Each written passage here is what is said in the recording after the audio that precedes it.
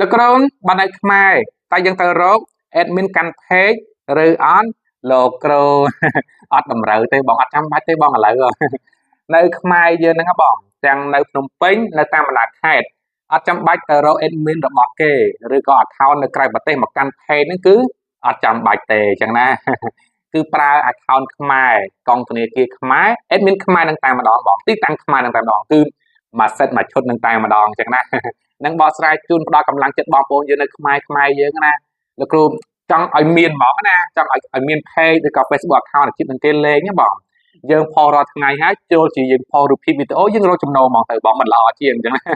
គេអត់មានហាមណាបងក្រុមហ៊ុន Facebook Meta ហ្នឹងគេបើកទូលំទូលាយទៀតបងអញ្ចឹង